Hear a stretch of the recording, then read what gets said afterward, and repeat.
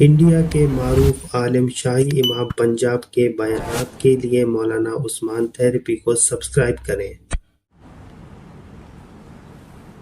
اسلامی سال نو کا پہلا مہینہ شروع ہو چکا ہے۔ محرم کی آج 9 تاریخ ہے۔ کل یعنی 10 محرم کو یوم عاشوراء کا دن پوری دنیا میں مسلمان اپنی عقیدت کے ساتھ، عبادات کے ساتھ، پیارے نبی حضرت محمد رسول اللہ صلی اللہ علیہ وسلم کی سنت کے مطابق گزاریں گے۔ ہمارے یہاں جو بھارت کے مسلمان ہیں، اکثر آپ نے سنا ہوگا کہ ہم کہتے ہیں محرم آ گیا، محرم منائیں گے، محرم کی تیاری کر رہے ہیں۔ تو یہ جو محرم منانا ہے، جو محرم کا دن آ گیا، یہ ہے کون سا دن؟ اس کی تیاری کیسے کی جاتی؟ اس کو منایا کیسے جاتا ہے؟ محرم والے دن ہوا کیا تھا؟ کرتے کیا ہیں؟ کرنا کیا چاہیے؟ محرم کہتے کس کو ہیں؟ محرم کا پیغام کیا ہے؟ کیونکہ جب ہم کوئی تہوار مناتے ہیں، کوئی کام کرتے ہیں، یہ تو نہیں کہ صرف مسلمان ہی کر رہے ہیں، پوری دنیا کے لوگ بھی تو اس کو دیکھ رہے ہیں، ان تک بھی تو پیغام جا رہا ہے کہ ہم نے عید منائی ہے، ہم نے عاشوراء کا دن منایا، ہم نے محرم کا دن منایا، ہم نے 12 ربیع الاول کا دن منایا، ہم نے کیا ہے؟ یہ پیغام کیا دے رہا ہے؟ بہت سارے لوگوں کو پوچھو کہ نہیں جی بس محرم منانے کی تیاری ہے۔ اللہ کے بندے، محرم منائیں گے کیسے؟ منانا کیسے ہے محرم؟ محرم کا دن عظمت والا کیسے بن گیا؟ محرم کے دن ہوا کیا تھا؟ اگر تاریخ کی طرف جائیں گے، پیارے نبی حضرت محمد رسول اللہ صلی اللہ تعالی علیہ وسلم کی حیات مبارکہ دیکھیں گے، ان کی زندگی دیکھیں گے، تو یہ دنیا میں صدیوں سے عاشوراء کا دن بڑی عزت والا دن رہا ہے، بڑی برکت والا دن رہا ہے۔ نبی علیہ السلام نے اس دن کی برکتیں بیان کی ہیں۔ عاشوراء کا روزہ رکھا ہے، اس دن کی فضیلت نبی علیہ السلام نے بیان کی ہے، اور پھر نبی علیہ السلام کے بیان کرنے کے بعد نبی علیہ السلام کی زندگی میں عاشوراء کے دن عبادات کے ساتھ، روزوں کے ساتھ، جب نبی علیہ السلام ظاہری طور پر ہم سے پردہ فرما گئے، اس دنیا سے تشریف لے گئے، تو ان کی زندگی کے کئی سال بعد اسی دن کو میدان کربلا میں جب سیدنا امام حسین رضی اللہ تعالیٰ عنہ کی شہادت عاشوراء کے دن ہوئی، تو اس دن کی عظمت اور بڑھ گئی، اس دن کا مرتبہ اور بڑھ گیا، اس دن کا رنگ روپ اور طرح نکھر کے لوگوں کے سامنے آ گیا۔ اس کا مطلب اس کے ساتھ 2 باتیں جڑی ہوئی ہیں۔ رسول اللہ صلی اللہ علیہ وسلم نے جو فضیلتیں بتائیں وہ بھی عاشوراء کے اندر جڑی ہوئی ہیں، اور میدان کربلا میں جو نواسہ رسول علیہ السلام نے شہادت دی ہے، اس کی عظمت بھی اس دن کے ساتھ جڑی ہوئی ہے۔ آپ نے سنا ہوگا، اکثر ہمارے کچھ بھائی شہادت کے واقعات بیان کرتے ہیں، شہادت کا قصہ بیان کیا جاتا ہے، اور بہت سارے لوگ قصہ بیان کرنے والے اس شہادت کو اس طرح پیش کرنا چاہتے ہیں کہ گویا بہت بری حالت تھی، گویا بہت ہی سنگین حالات تھے۔ میری بات آپ دل تھام کے تمام لوگ اس بات کو یاد کر لیں کہ میدان کربلا کسی قتل گاہ کا نام نہیں ہے۔ میدان کربلا مسلمانوں کی یونیورسٹی ہے، وہاں سے ہم نے کفر کے اوپر فتح کی ڈگری حاصل کی ہے۔ اب قیامت آ سکتی ہے، مسلمانوں کے اوپر کبھی کوئی ظالم کوئی حکمران نہیں ہو سکتا ہے۔ وہ قتل گاہ نہیں ہے، وہ سیدنا امام حسین رضی اللہ تعالیٰ عنہ کی شجاعت کی گواہی دیتی ہے۔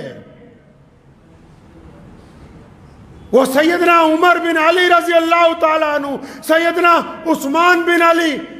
یہ دونوں جو بیٹے ہیں مولا علی رضی اللہ تعالیٰ عنہ کے، جن کا نام اپنے دوستوں کے نام پر رکھا، جنہوں نے اپنے بھائی کے ساتھ شہادتیں دی ہیں، یہ ان کی داستان ہے۔ جنہوں نے سیدنا امام حسین کے ساتھ وفاداری نبھائی ہے، جنہوں نے اپنے نانا کے دین کے لیے قربانی دی ہے، قیامت تک کے لیے مسلمانوں کے لیے یہ عزت کی بات ہے کہ ہمارے پاس قربانی کا علم بردار، ہمارے پاس فتح کا علم بردار، ہمارے پاس ظلم کے خلاف اٹھایا جانے والا علم اگر کسی ذات کے ہاتھ میں ہے تو سیدنا امام حسین رضی اللہ تعالیٰ عنہ کے ہاتھ میں ہے۔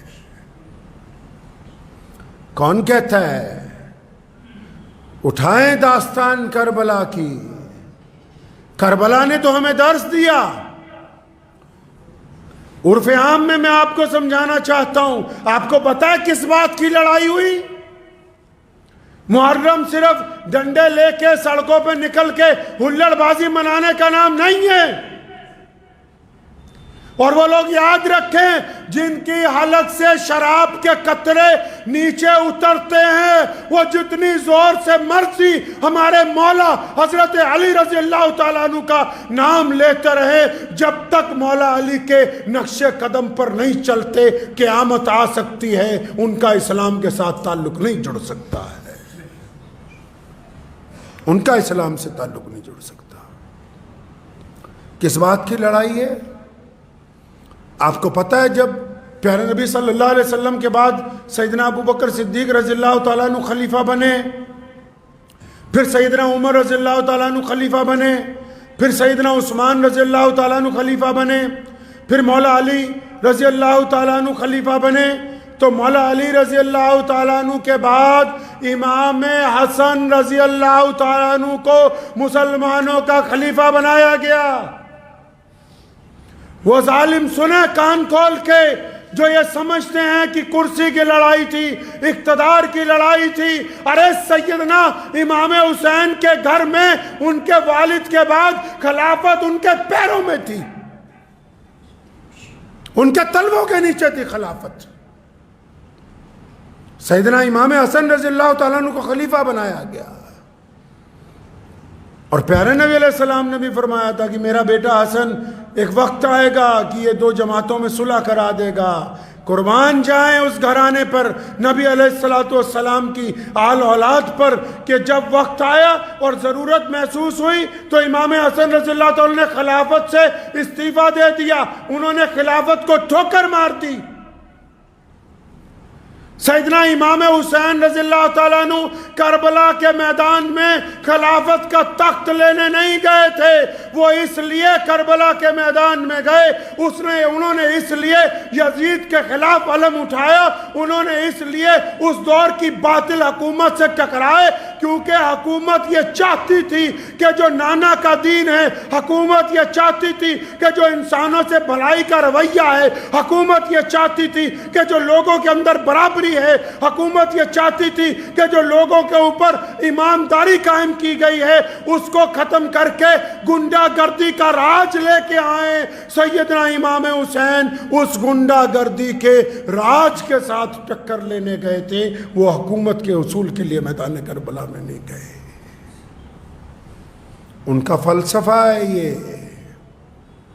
محرم منانی ہے۔ محرم تو کہتی ہے یوم عاشورہ کی عظمت ہے اپنی جگہ، وہ سالم ہے، کوئی انکار نہیں، لیکن آؤ محرم کا دن ہے، 10 محرم کا دن ہے، کربلا کا میدان ہے، تپتی ہوئی ریت ہے، سامنے دشمن ہے، ادھر تھوڑے سے لوگ ہیں، اور سیدنا امام حسین رضی اللہ تعالیٰ عنہ جب نماز کا وقت ہوتا ہے تو ہزاروں دشمنوں کی پرواہ کیے بغیر اس تپتی ہوئی ریت پر اپنے رب کے حضور نماز کے لیے سجدہ ریز ہو جاتے ہیں۔ تو کیا آج حسین کا نعرہ لگانے والے محرم کے دن مسجد میں جماعت کے ساتھ نماز ادا کرتے ہیں کہ نہیں کرتے؟ دشمن جو منافق تھے اس وقت،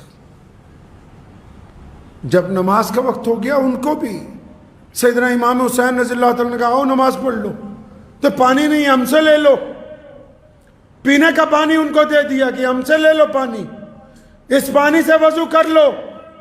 پتہ یہ لگا نواز رسول جگر گوشہ بطول حضرت امام حسین رضی اللہ تعالیٰ عنہ میدان جنگ میں بھی اپنے نانا کی آنکھوں کی ٹھنڈک 5 وقتہ نماز فرض کو چھوڑنے کے لیے تیار نہیں ہیں، تو پھر آج حسینی وہی ہے جو محرم کے دن اس بات کا عہد کرتا ہو کہ میری کبھی کوئی نماز جو ہے وہ کسی حالت میں قضا نہیں ہوگی۔ جس کو نماز سے پیار نہیں ہے وہ سیدنا امام حسین کی پیروی کرنے والا نہیں ہے۔ سیدنا امام حسین رضی اللہ تعالیٰ نے کربلا کے میدان میں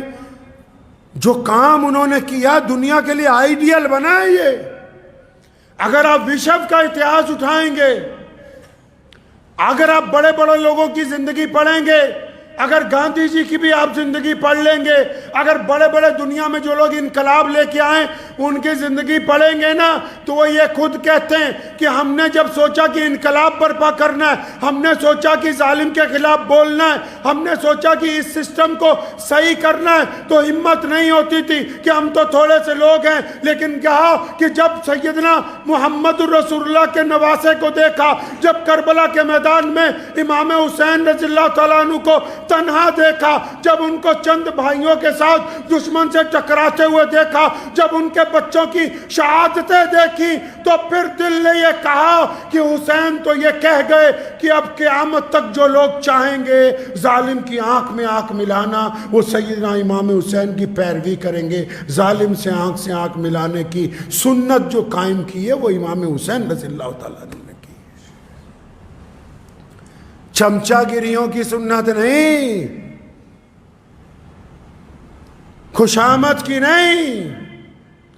صلح کی نہیں۔ بتھیروں نے آ کے کہا کہ کچھ نرمی کیج کر لیجئے، کوئی دوسرا راستہ نکال لیجئے، اور سیدنا امام حسین رضی اللہ تعالیٰ عنہ جب نکلے نا میدان میں شہادت سے پہلے، جب بچوں کی شہادت ہو گئی، جب اپنے بھائیوں کی شہادت ہو گئی، جب بھتیجوں نے قربانیاں دے دی، امام حسین نکلے محمد رسول اللہ والی دستار اپنے سر پر لے کے نکلے، مولا علی کی تلوار کو لے کے، اور جب گھوڑے پہ بیٹھ کے دشمن پہ حملہ کیا، ایک ایک بار میں کئی درجنوں کو جب گرایا، واپس آ کر اپنی بہن کو کہا کہ دیکھو زینب ان بدبختوں کی، ان بزدلوں کی اتنی جرأت نہیں ہوتی کہ یہ براہ راست میرے مقابلے کے اندر آ سکے۔ نعرہ تکبیر، نعرہ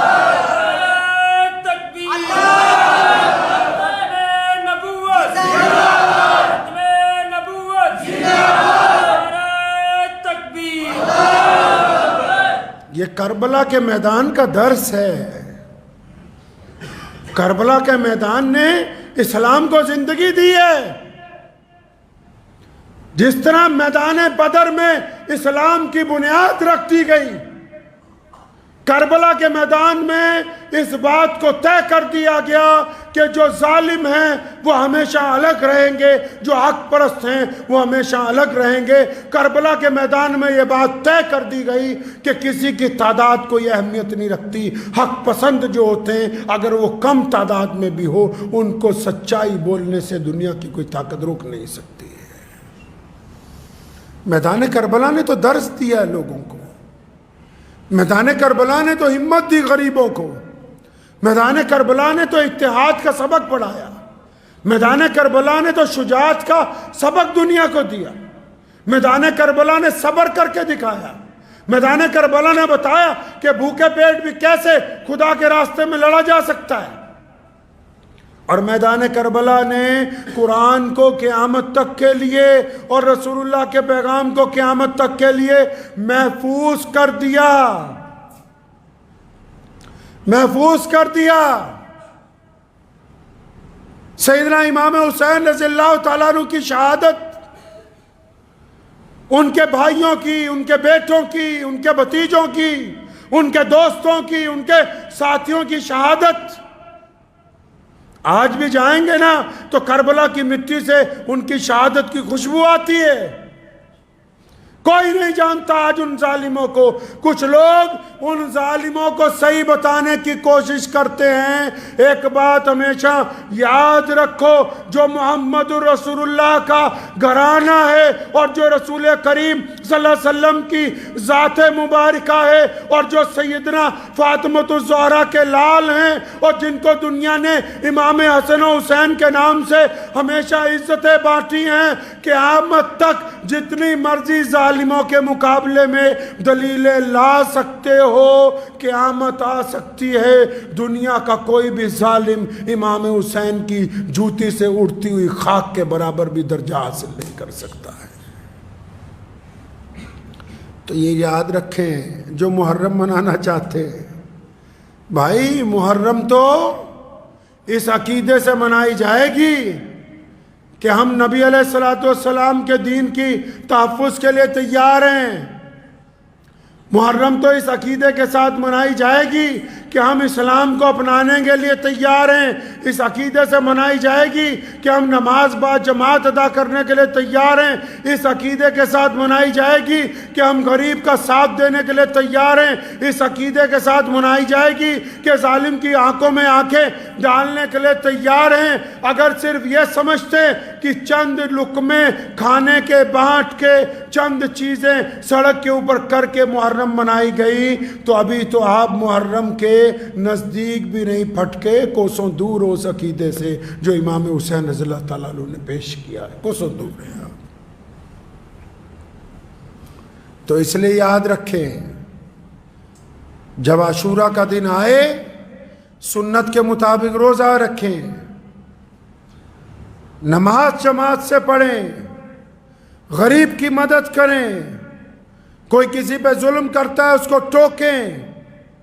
صرف نیکی کی طرف بلانا ہمارا کام نہیں ہے، برائی سے روکنا بھی ہماری ذمہ داری میں شامل ہے. اپنے عقیدے کو درست رکھیں اور ہمیشہ یاد رکھیں، اگر کچھ لوگ یہ سمجھتے ہیں کہ صرف سیدنا امام حسین رضی اللہ تعالیٰ عنہ پہ حق ان کا ہے، تو وہ بھی اس بات کو ذہن نشین کر لیں کہ آل رسول کا ایک ایک بچہ پوری دنیا کے سنیوں کو اپنی جان سے زیادہ عزیز ہے. مولا علی رضی اللہ تعالیٰ عنہ کی اولاد ہو، سیدنا امام حسین رضی اللہ تعالیٰ عنہ کی شہادت ہو، ان کے بچوں کی شہادت ہو، اس گھرانے کا ایک ایک فرد دنیا کے ہر ایک سنی کو اپنے ایمان سے زیادہ، اپنی جان سے زیادہ، اپنے مال سے زیادہ محبوب ہے. تو اس بات کو ذہن نشین کر لیں کہ ہم نے حضرت امام حسین رضی اللہ تعالیٰ عنہ کے عقیدے کی وضاحت کرنی ہے، عقیدے کی وضاحت کرنی ہے. ہم صرف شہادت کو یاد کر کے آنسو بہانے والے نہیں ہیں. ٹھیک ہے کہ شہادت کے واقعات ایسے دل اندوز ہیں کہ بعض مرتبہ نہیں بلکہ ہر مرتبہ جب آپ ان کو پڑھیں گے تو آپ کا دل، آپ کی آنکھیں بے قابو ہو جائیں گی. لیکن اس اشک باری کے درمیان بھی ہم اس بات کو یاد رکھیں گے کہ شہادت کا مقصد کیا تھا. جب تک مقصد زندہ ہے تب تک ہمارے نزدیک شہادت کا مرتبہ موجود ہے. اس لیے ہم مقصد کو کبھی آنکھوں سے اوجھل نہیں ہونے دیں گے. انشاءاللہ تو کریں گے انشاءاللہ تعالی شہادت کے مقصد کو. اور جو قومیں اپنے شہیدوں کو سارے ہی سن لیں، جو غیر مسلم دوست ہیں وہ بھی، جو مسلمان ہیں وہ بھی، جو قومیں اپنے شہیدوں کو بھول جائیں جو قومیں اپنے بڑوں کو بھول جائیں، جو قومیں اپنی بنیاد رکھنے والوں کو بھول جائیں، جو قومیں اپنے شہیدوں کو یاد نہیں رکھتی، جو قومیں اپنی آگے آنے والی نسلوں کو یہ نہیں بتاتی کہ کون لوگ ہیں جنہوں نے قربانیاں دیں، جن کا خون بہا، جن کی وجہ سے آج ہم عزتوں کے کرسیوں پر بیٹھے ہیں، جو قومیں اپنے شہیدوں کو بھول جاتی ہیں ان کا نام باقی نہیں رہتا، نام انہی کا باقی رہتا ہے جو اپنے شہیدوں کو یاد رکھتے ہیں۔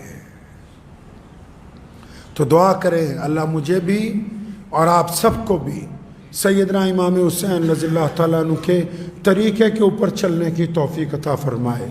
اللہ تعالیٰ اس مقصد پہ چلنے کی توفیق عطا فرمائے جو حضرت امام حسین رضی اللہ تعالیٰ عنہ نے پوری دنیا کے انسانوں کے لیے عطا فرمایا۔ چلتے چلتے آج ایک بات محرم کے عنوان سے گزشتہ 2 دن پہلے سامنے آ گئی۔ ہمارے ملک کی وزیر مملکت جو اقلیتی امور کی منتری ہیں محترمہ اسمرتی ایرانی صاحبہ، انہوں نے ایک بیان دیا آج سے 3 دن پہلے کہ آندھرا پردیش کا جو وقف بورڈ ہے وہ قادیانیوں کو یہ نہیں کہہ سکتا کہ آپ اسلام سے خارج۔ وقف بورڈ کہے یا نہ کہے یہ الگ بات، اتنی ذمہ دار عہدے پر جو بندہ بیٹھا ہو، یہ جو خاتون بیٹھی ہیں جو اقلیت کی وزیر ہیں، مائنورٹیز کی وزیر ہیں بھارت کے اندر، وہ قادیانیوں کے حق میں بیان دینے سے پہلے کیا یہ ضروری نہیں سمجھتی کہ یہ پتہ کر لیا جائے کہ یہ قادیانی جو اپنے آپ کو احمدی کہتے ہیں یہ ہے کس بلا کا نام، ہیں کون یہ؟ اور یہ یاد رکھیں آپ کے پاس کوئی ایسی طاقت نہیں ہے کہ آپ کسی کو اسلام میں داخل کر دیں یا خارج کر دیں۔ یہ دنیا میں اللہ اور اس کے رسول کا جو دستور مسلمانوں کو ملا ہے، جس کو ہم قرآن اور حدیث کہتے ہیں، قرآن اور حدیث سے یہ طے ہوگا کہ کون بندہ مسلمان ہے، کون مسلمان نہیں ہے۔ کوئی بھی حکومت ہمارے ذاتی قانون کے اندر ہمارے اندر کبھی بھی دخل نہیں دے سکتی، پہلی بات۔ دوسری بات، عام لفظوں میں سمجھ لیں محترمہ صاحبہ کہ اگر کوئی آدمی، جس طرح آپ بھاجپا کی عہدیدار ہیں، اگر کوئی آدمی بھاجپا کی نیتیوں سے، بھاجپا کے سدھانتوں سے سہمتی نہ جتاتا ہو، پارٹی میں رہ کے پارٹی کے خلاف بات کرے تو آپ کیا کرو گے؟ آپ اس کو پارٹی سے نکال دو گے۔ اگر کوئی وزارت میں رہ کے اپنی سرکار کے خلاف نکتہ چینی کرے کیا کرو گے؟ اس کو سرکار سے نکال دو گے۔ اس کو باہر رہ کے جینے کا حق ہے لیکن پارٹی میں رہنے کا حق نہیں ہے۔ اسی طرح کوئی بھی بندہ جو اسلام میں رہنا چاہتا ہے اللہ کی عبادت کے ساتھ، اگر وہ یہ کہتا ہے کہ نعوذ باللہ حضور صلی اللہ علیہ وسلم جو ہمارے نبی ہیں، پیارے پیغمبر کی جگہ کوئی اور بندہ نعوذ باللہ نبی بن کر آیا تو قیامت آ سکتی ہے، وہ اسلام میں نہیں رہ سکتا ہے۔ نعرہ تکبیر، نعرہ تکبیر،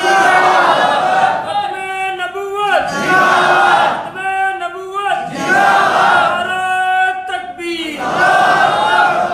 تو اس کو تو چھوڑ دیجئے کہ وقف بورڈ کے پاس ادھیکار ہے یا نہیں، وقف بورڈ کہے یا نہ کہے۔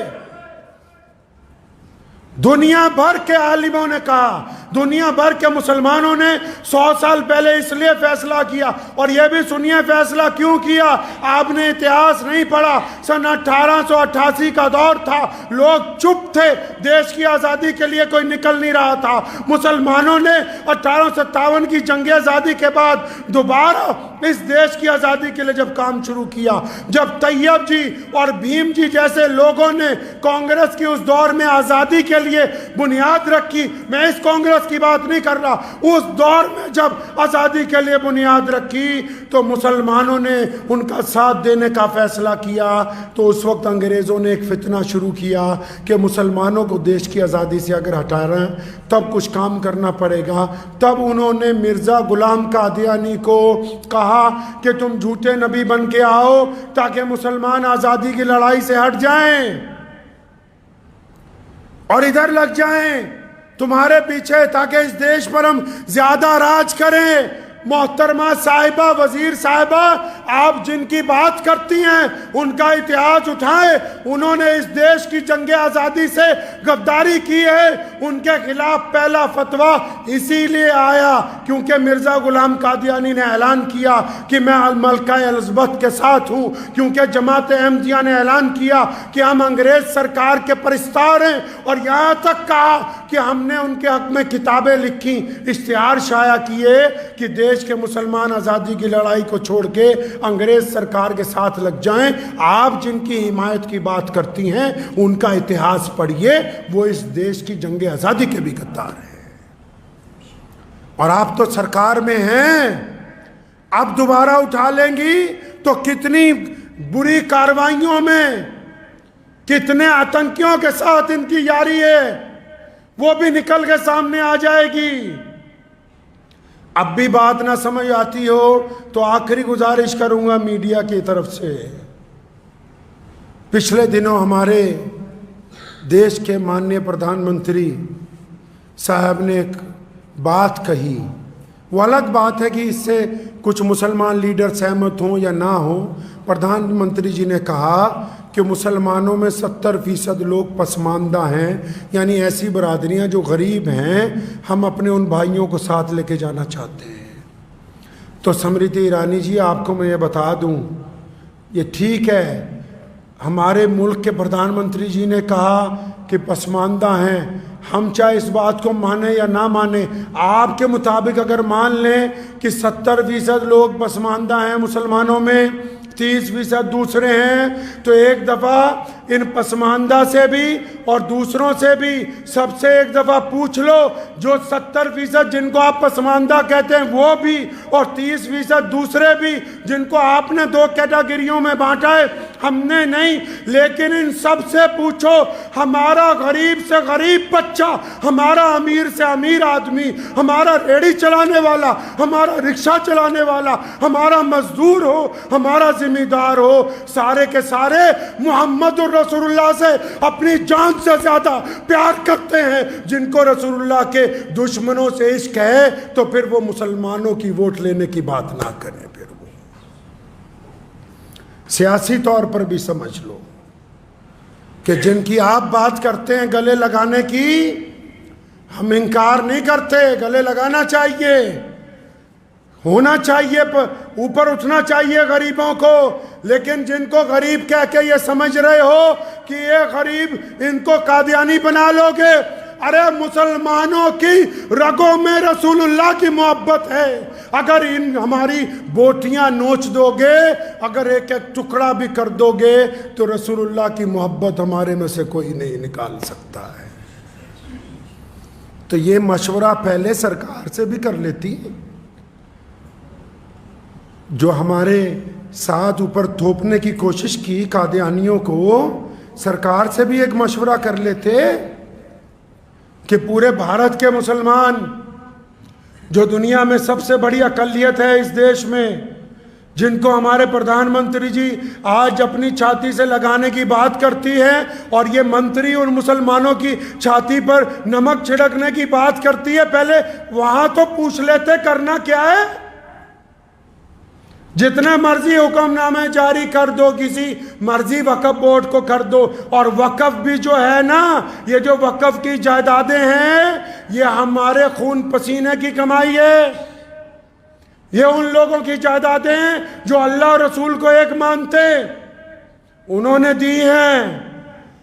یہ کسی مرزا قادیانی کی چیلوں نے نہیں دی جائیدادیں، وقف بورڈ کی جو جائیدادیں،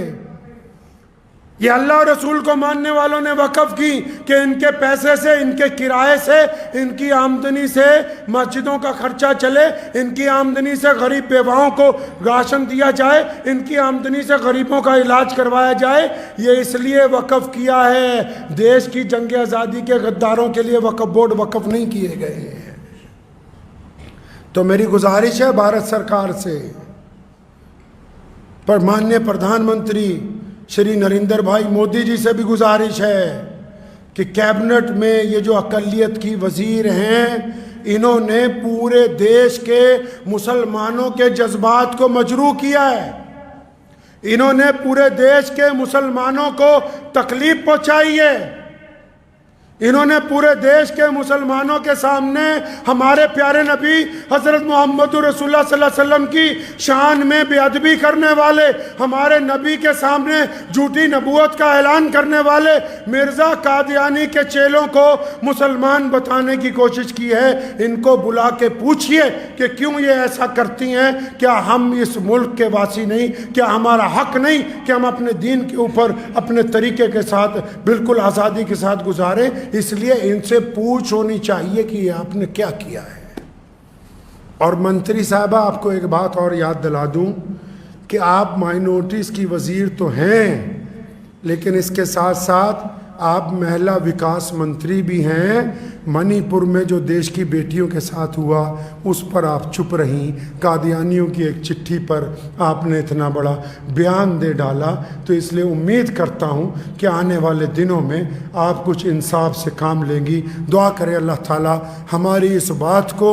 حکومت کے دل تک پہنچائے، اور مرزا غلام قادیانی کے چیلوں نے یہ جو سازش کرنے کی کوشش کی وقف بورڈوں کے خلاف، اللہ تعالیٰ اس سے امت کو محفوظ رکھے۔ وآخر الدعوانا الحمدللہ رب العالمین۔